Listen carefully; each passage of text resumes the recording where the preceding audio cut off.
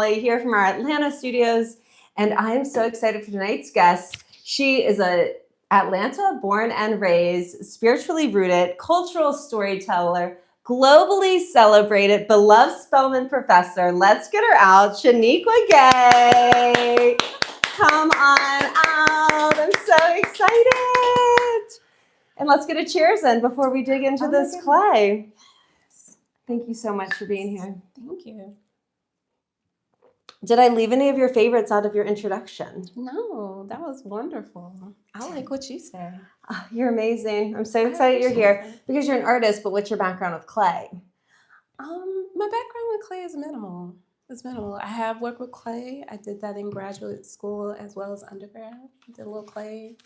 I like modeling, right? So things in my hands, but I have not worked continually with the will. And so that's what makes you super cool. Well, I'm so excited to share that with you because I was just looking for like the long list of like mediums that you've done. You do installations, painting, performance, photography, video, monumental sculptures. Yeah. And so tonight we're going to dive into clay. I'm really excited. We'll see what we make. Grab a hunk of clay. We'll kind of do a little intro here before we dive into like all the fun questions. And if you're tuning in live with us, shout out some questions. We'll see if we can get those in too. All right, so we start with everything dry. Okay. And then with dry hands, just put it in the middle. And you kind of want to make sure it's not going to fly off. So you just kind of apply a little pressure down towards the base. Okay. And make sure it's stuck on there. And I want to make sure that's stuck on there. And you're also kind of squeezing it like a volcano shape. Okay. So how's it feeling in your hands? Now, we threw one time briefly. Was that the only other experience? No. With you, yes. That was my first. I popped my cherry with you.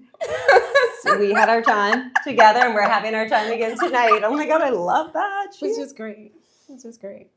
Okay, so, but art is like in your veins and in your blood and who you are. It is. So or at least I believe it is. All right. Well, now that it's on here, you can pull up your bucket, get comfortable, and tonight we're going to talk all about like your artistic voice. Like you have such a distinctive artistic voice. Thank you. How long have you been comfortable and confident with who you are as an artist? Now, you let my mother tell it. It's been all my life. I kind of feel that way too. I feel like Okay, so I'm not wetting this. Okay, so you're going to wet it, and then if you take your left hand, your elbow is going to go in your hip socket against your body. Okay. This palm under your thumb, the meat of your thumb here, is going to push through your forearm on the wheel and into the clay. So a line from here into the clay here. Nice. My hand's kind of flexed, and I just push that meat of that thumb into the clay. And then the right hand, they always work together, the hands. Okay. So the right hand's on top, kind of pressing the clay down.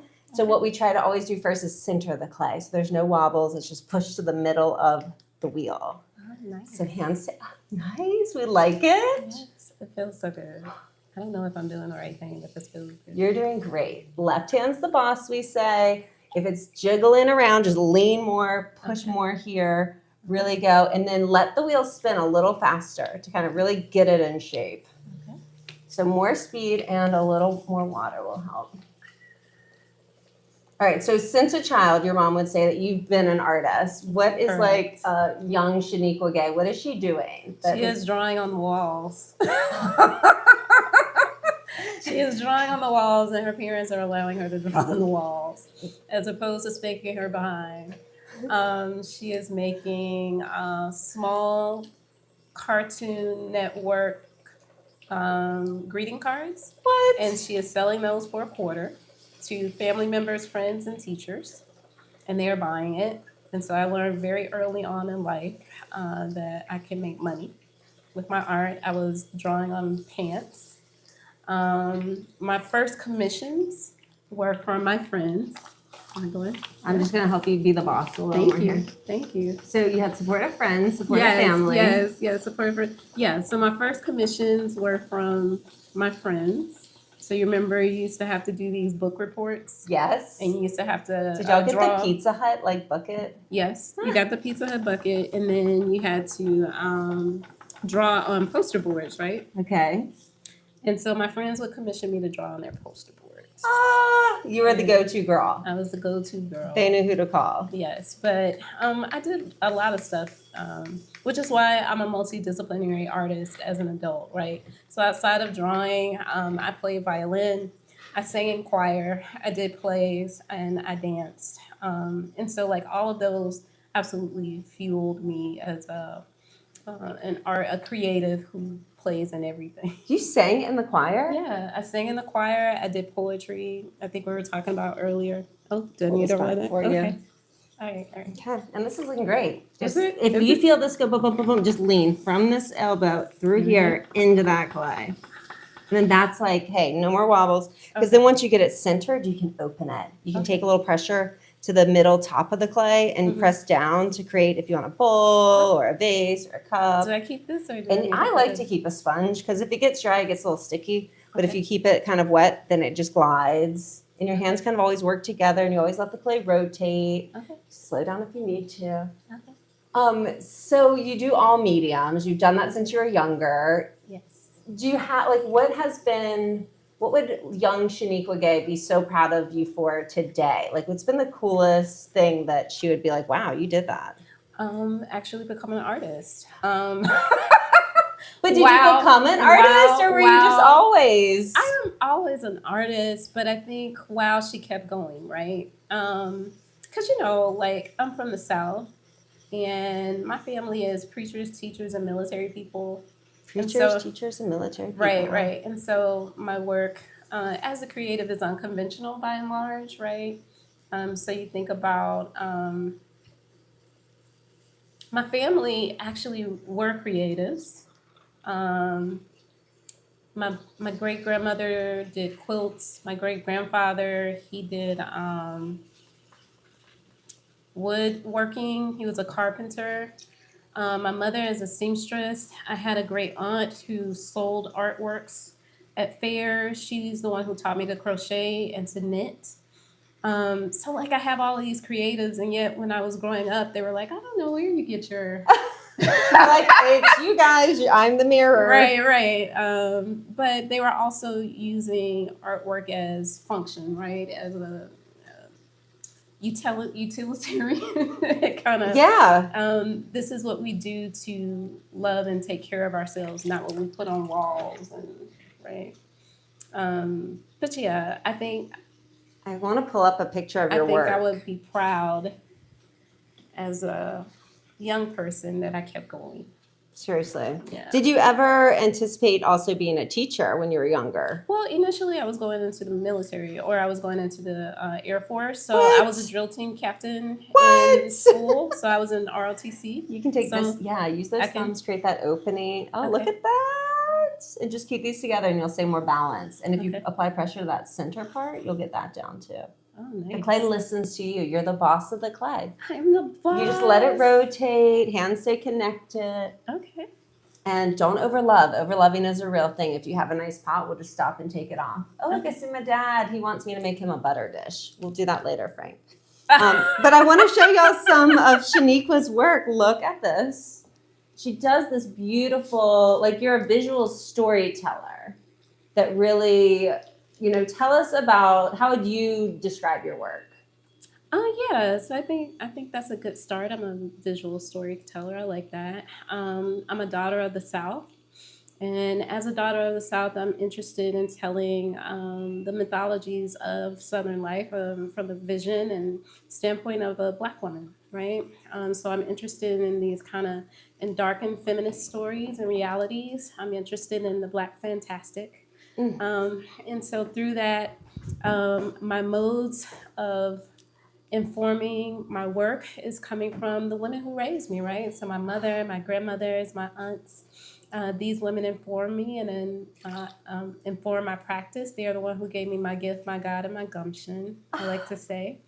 And so from there, I'm really interested in, using various mediums and using them in ways that are intuitive to what I feel like the work needs at the time, right? So I'm never like intentionally like, I'm going to use clay today, or yes, I'm going to paint today. I try to allow the work to tell me what to use. So in your studio, which I love when you do your open studio, because what a treat that is. If you ever follow a favorite artist and they have an open studio, stop by. You have a beautiful studio space. So you just keep all the supplies on hand and you're like, what do I feel like today?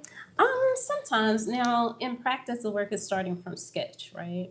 And do you sketch? Are you like, you do sketch? You're like, that's... I'm sketching or And now watch this. Let me pause you because watch. Now that you have a beautiful opening, now we slow the wheel a little and now we switch. Now that right elbow is anchored in that hip on the right side. And it's called a pull. You keep it. If you're bothered by it, you can wipe it off in the bucket and use your sponge and that towel.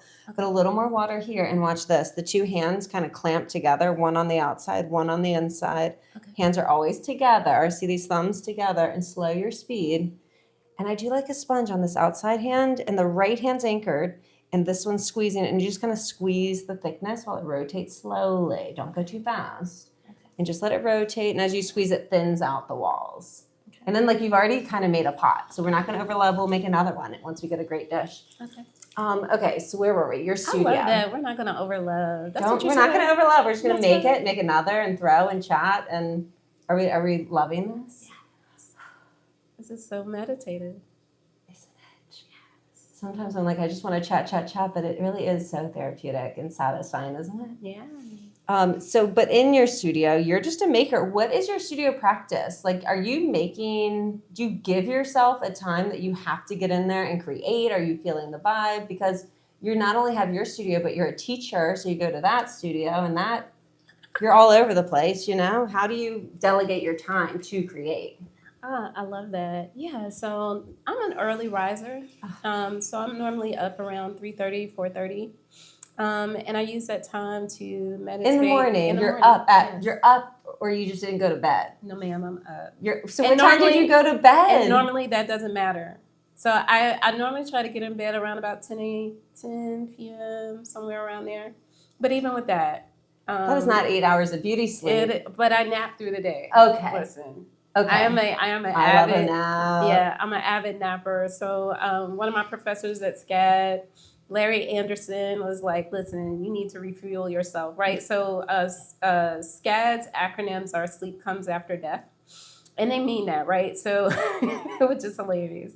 They mean that. So you're up at 3 a.m. It's a very rigorous schedule that they're kind of throwing at you to be productive and a generative artist, right? But yeah, I'm up. So they built that in you, like through going to SCAD, you learned that discipline to get up and go? To be productive in your practice. Like I said, it's really rigorous. But you also get that same rigor in graduate school, right?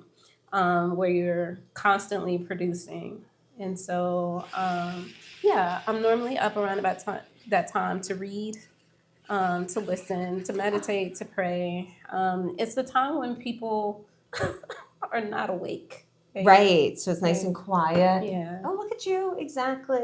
Yeah. So. And you can take that sponge and do just over that fingertip to smooth that too. It's so sad. Yeah. Get this one out of the way and just see that there. Oh, look and at both that. hands can hold it if you need to, the sponge. Oh, like this? Yeah. Just to hold. And I put my thumb on the sponge too, just to hold it. Okay. And then, and then just smooths it. Look at you staying centered, Shanequa. This is beautiful. She's a natural. She's feeling the clay. She's intuitive. Would you say that you're intuitive as part of your practice? Like you give yourself time to like be quiet and like...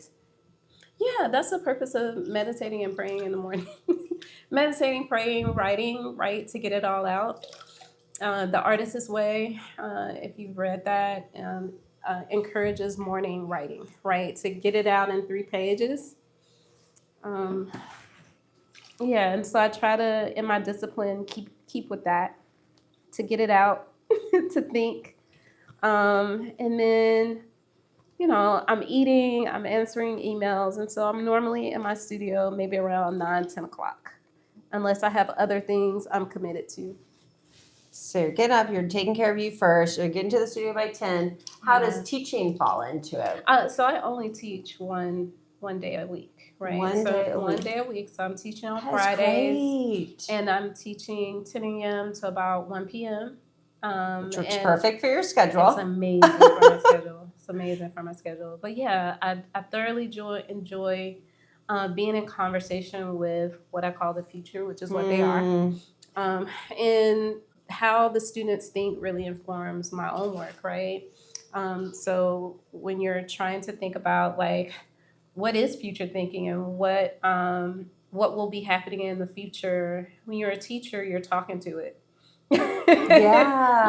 You're in conversation with how the world will be thinking in about the next 10, 20 years, right? And so I love being in conversation with the students. I teach contemporary art making strategies. Our current focus is Black speculative arts and Afrofuturism. Some of the tenets are futurity, fugitivity, right? Escape, appropriation, transformation. And so when students are thinking about the ways to the goal, the key in this class is to world build, right? And so the first thing that they do is they build a framework for the world building that they're doing, right? So they're asking questions: has a war started? And this is the result of this space. How do we start from scratch? How do you world build from scratch? And what is the world that you want to live in, right? And so when you're thinking about a world that you want to live in, and the choices that are being made, we're all living in a world that someone else built for us, right? And so do you want to uphold the traditions of this world, right? That's normally what firstborns are for. So I love to talk about birth order. It's really important, right? So firstborns normally keep the tradition. Which one were you? I am a firstborn, right? So that's why I'm obsessed with old Atlanta, maintaining tradition and maintaining the current way. Yeah. Middleborns are the peacekeepers, right? Yes. Right? Yes. And then younger children, they're breaking the rules. Like, we don't want none of this crap, right? Right? Changes need to be made. Yeah. We need to, make things different. And that's what they're there for, right? And so if we all play our part. Right. Everybody has their role. Everything has their role. You leave room. Watch this. I want to help you do a pull. Watch this. Put this hand here. Okay. And put this one here. Okay. And connect these thumbs. Whoop. That's right.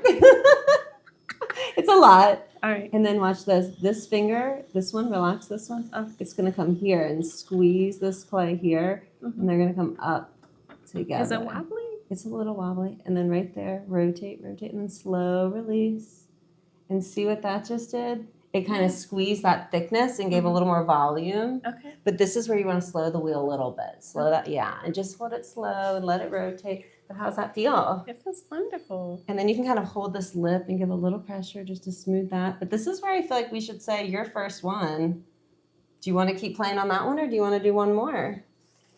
Can I continue? Yes, please. Right. Right. I just wanted to offer. Oh my gosh, I'm loving this because you're so centered. Speaking of Atlanta and like loving the tradition and keeping it alive, you are a born and raised, would you say AT alien? As a so like I have my AT alien cards, right? So I was born in Grady. My family transitioned from what was known as Stewart Avenue is currently Metropolitan Avenue. Okay. They changed it to clean up all of the sulliness that was happening on that street. Okay. And so when I was probably around 7 or 8, my family moved to College Park. And then eventually we moved to Riverdale, right? And so I graduated from Riverdale High School, right? But I went to E.J. Swint, Riverdale Middle School, and Riverdale High School, right? And so at the time when we were in Riverdale and College Park, this was kind of a mixed community, but it was still, in the 80s, still integrating. Still an integrating space. Wow. And so, my work is about the language of difference and hybridity. Not necessarily feeling Black enough anymore because I wasn't connected to Atlanta, and definitely not acceptable, if you will, on the landscape of a community that was still integrating in the 80s. And so that feeling of displacement, that feeling of oddity and difference definitely speaks and shows up in my practice. I love that. Well, so as a native here, let's have our rapid fire Atlanta round, if we will. Let me get these cute cards here. Rapid fire. What in the world? So just like the first things that come to your mind, okay? Because I'm new to Atlanta, so it's been fun to meet Shanequa, who is literally like an icon staple of Atlanta, in my opinion. You're like an icon. Can I drink my tea? Drink your tea. Have a sip. Let's cheers. Yeah, let me have a sip too. The weather is changing. We have some hot tea tonight, cheersing out of our butt mugs. But it really is a treat to have met Shanequa. She is such a talent. She is such a force. Her work is so epic, and the word massive is coming to my mind because she will take a whole room and just fill it. And it is just so exciting to see you really take over a whole space with you are so recognizably you and the work that you make. So I freaking love that. No, it's exciting. It's it's so exciting to see. Get done because you're extending kindness. No, I just am thrilled tonight. All right, cheers. Here we go. Rapid fire. Favorite Outkast song? Mainstream. Favorite Sunday spot? That's really hard because I love brunch and I also love my bed. So that's really my brunch. Yeah, the B&B. I love brunch in bed. That's a good Sunday, especially when it's rainy. Today it's raining cold. Okay. One ATL restaurant, no explanation. Ooh, that's also hard. Can I give two? Yes. Southern Gentleman and Umi. Southern Gentleman and Umi. Okay. Favorite creative space? My studio. My studio is my favorite. Wonderful. And then an ATL artist to know right now. That's so unfair. Because you are in it. Like, you see the up and coming. That is so unfair because there are a lot of really brilliant. That's so unfair. Everybody. So, well, let me say, the Black women creatives, I will always cheer for. So look at Black Women in Visual Arts, which cultivates the Black women creating space. So Black Women in Visual Arts, I would say look to them for who's new, who's upcoming, and chic. I love that. Okay. And to know here in Atlanta. How about go-to hype song for a big moment? Ooh, Blow the Whistle. Blow the Whistle is definitely a go-to hype song. Are you an introvert or an extrovert? I'm an ambivert. I am both and. I absolutely love being around people, but it also exhausts me, right? So I'm one of those, like, I get my energy, I get my feed from being around a bunch of people. But when I've done that, you're probably not going to hear from me for like a month. Because you're recharging. Yeah, because I have to charge. That's one thing I love about you too, is like you are very fun and you're out there and you give a lot of who you are and you share a lot about your ideas. And then you hold your boundary that you're like, guys, I'll see you in a couple weeks or months. Like, don't ask me until the end of, how long have I been trying to get you on here? You're like, it was like summertime. She's like, end of October, I can probably get there. I'm like, hey, I will wait. That's true. I've been waiting. And I appreciate you set your boundaries. Thank you for being so patient. Thank you for being open to joining me on my Throw It with Molly show, where we chat clay. We have fun. Are you having fun? Do you see why everybody loves clay? I'm going to center this one for you and then just put it on your wheel. We'll take that one off so you can play around. Or you want to keep playing? No, you can take it. Because that's a beautiful bowl. We say don't overlap, because once you have a beautiful bowl, you might as well keep that. We can also do this little move. Do you want to play with this? Yeah. This at the base of yours. Mm-hmm. See how the inside's a nice bowl? Yes. But the outside's very cylindrical? Yeah. This is the wooden knife, so you can hold this like a pencil, and then both hands hold it really tight. And then at the base, you just touch, make a circle, and then every rotation, I'm holding tight, I'll press a little bit more, a little bit more, a little bit more. If you go too fast, it gets yucky. Okay. So hold it tight, just hold it, and then press a little bit more at this side right here. Okay. So hold it tight, however you hold a pencil. How do you hold a pencil? Yeah? Is that good? Now this hand on top, elbows against your body. Get the wheel going a little faster. And then you're going to hold it. Now, she's never done this. This is a tricky part, and you're going to crush it right now. Ready? Am I? Okay, yeah, you are. You're going to hold on tight. Hold on tight. And you're just going to patiently drop that towards the wheel. See, patience really is the key with clay. And sometimes I have it, and that's the sound we want. So now we can come out. Okay. And then you can take this needle tool and you can cut underneath. And then you can stop your wheel. Okay. And cut through that little band that we just cut, and that whole thing will just peel right off, and you've kind of shaped it up a little bit more. Stop your wheel all the way. Yeah. Okay. I wanted to ask you too, teacher to teacher. I know that you said that you're teaching the one class at Spelman, but especially as you're teaching young artists, stop this wheel and then you'll cut through. Oh, you got to put your foot on the pedal. To stop it? Yeah, to stop the speed. And then cut through this little donut here, cut all the way through. Okay. And then you just peel it away. How satisfying is that? Look at that. Yes. Yes. And then you can still sit there and you can smooth that up. And this just gets recycled. Everything in play gets recycled. But what does, if you're a Shanequa Gay student at Spelman, what does it look like to be successful? Like, what do they need to do? It looks like what just happened today. I kid you not. I will screenshot it to you. I had a student reach out to me today and say, Ms. Gay, first I want to tell you how dynamic I believe that you are. This is a former student from last semester. And he said, I want you to know that I've been to your exhibition on multiple occasions. And thank the one you at for Clark? the one at Clark right and now. So he's like, thank you for the way that you speak about the South in an alternative fashion. He said, I really appreciate it and it inspires me as an artist.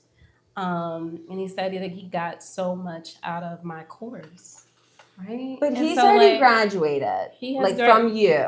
When they are with he has, you, like he sometimes has. when they're to with me, that's you, success. that is To me, success. that but is as success. the artist who is in your class, when they graduate, like what did he look like that looked like success when he was an actual student? Now you see that the seed grew and he gets it. He like appreciates you. Well, he just had my class last semester. I know, but at the end, like, okay, in mine, I want them to throw a body of work. I want them to have a cohesive body of work and be able to work clay and feel confident creating. I want them to work with a tool. I want them to work with a medium they've never worked with before. I want them to continually work outside of the lines, right? I want them to draw outside of the lines, meaning to not think with impossibility, right?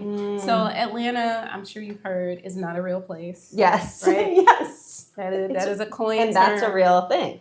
And I actually just posted today about the dualisms. I think, is it Mark Anthony Green? I think he had a quote in GQ just talking about the ways in which outcasts threw Atlanta into another planet because there are just so many things here that you can do, right? It is really an impossible place. It is a place where it's like a clean slate that has no rules.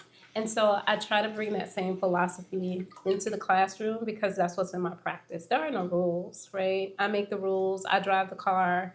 I'm in my own lane. As long as I'm not hurting anyone. Yeah.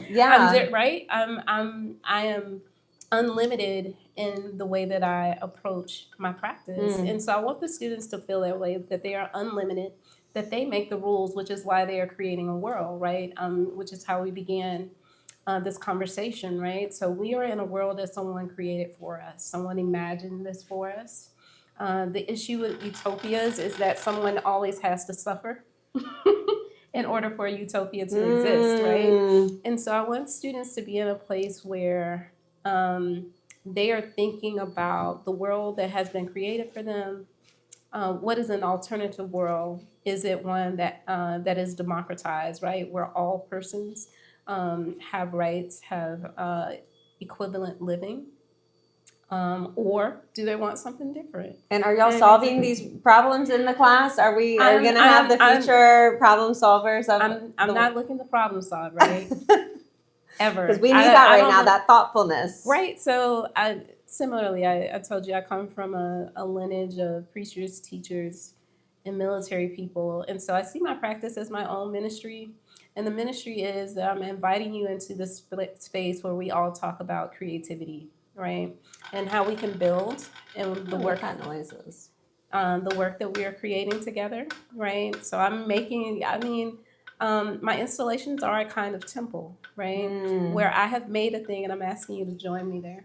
Yeah, Right? and you share so Right, much. Right, right. Oh. Good, If good, you good. haven't followed Shanequa, make sure you go to Shanequa. Your Instagram is Shanequa Gay _ Yes. And what are you most excited about for what can we look forward to from you next? How can we close out and tell them where to follow you and support you? You can follow me at Shanequa Gay _ as you said. Please visit my installation, Ancestral Murals, which is currently at Clark Atlanta University. It is a beautiful birth work, and will be up until December 9th. And you can follow me, you can support, you can cash out through support. Y'all heard it? Yeah, don't leave her. But I have several things coming up and in the queue, and the way that you find out about it is to follow me. Yeah. Follow her. She is an amazingly talented artist of our generation. And like, we're so kind, lucky to Holly. have you You're so create kind. and storytell the way that you do. And to share and create these spaces that we get to experience. And if you haven't been to Clark Atlanta in Atlanta, they have a stunning museum. A lot of these universities have stunning museums, and Shanequa has basically taken over like the whole end of it with her installation. It's gorgeous. Up through December 9th. So check it out if you are in Atlanta. Shanequa, thank you so much. Thank you. This is where we sign off tonight. Guys, such another fun episode with Shanequa. Cheers. Thank you, Shanequa. We'll see y'all next Monday live again, Third with Molly, where we just throw clay and chat. This is wonderful and painless. Wasn't that fun? Look at your bowl. Centered, not overloved. Smooth. So is it loved? You is it cut with the wooden knife. Don't you think that this is fabulous?